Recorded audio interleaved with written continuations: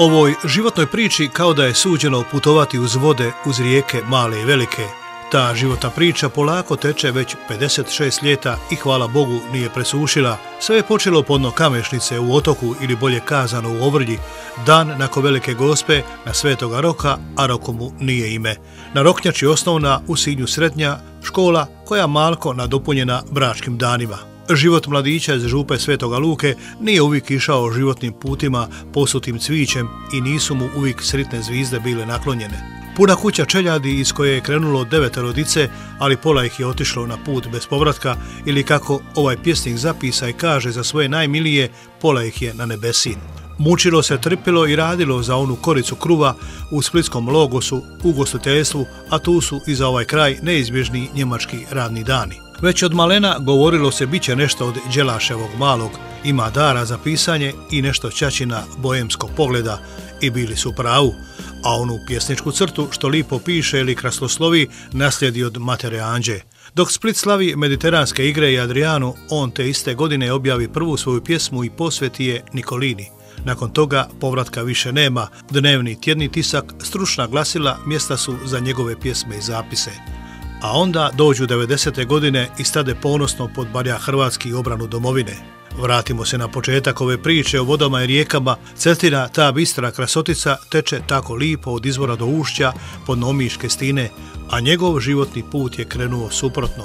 Ovrlja, Ruda, pa na Cetinu, uzvodno, uz ruševine Kijevskog Svetog Mihovila, malo se osvježi vodom na Krčiću, pa do Kraljevskog grada i one stine, Pradidove, i tako sve od godine gospodnje 95. i dana 5. kolovoza do današnjih dana.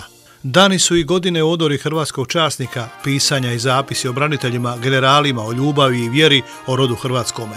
I tako osta zapisano u njegovih 11 samostalnih i 20 skupnih knjiga. Na popisu toga mnoge su koje povijest čine, od Nedaj se Cetino, Stina Pradidova, Hrvatica ili ove zadnje imena čvrsta oko koje se i konji uvršaju okliču, a to je Stožina.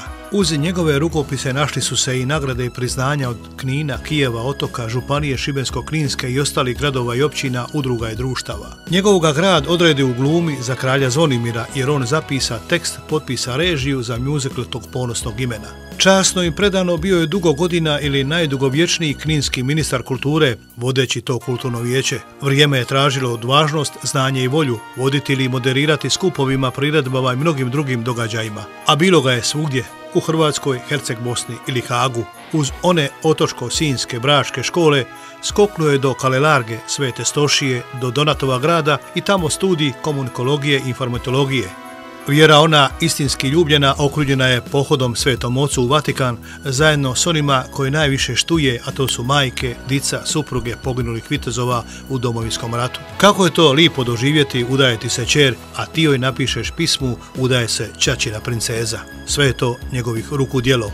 Tvrda je ovo Stina još dodatno učvršćena bračankom, životnom suputnicom i neka traje dok god bude ljubavi, zdravlja i blagoslova. I opet za kraj vraćamo se u uvod ove priče, vodama i rijekama, ali ovoga puta nekako ova životna rijeka kazuje nam vratit ću se domu svom.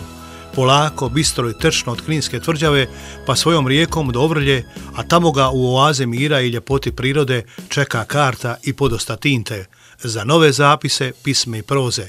Hrvatski pjesnik, časnik u miru Hrvatske vojske, iz Otoka na Cetini, Ante Nadomir Tadić Šutra.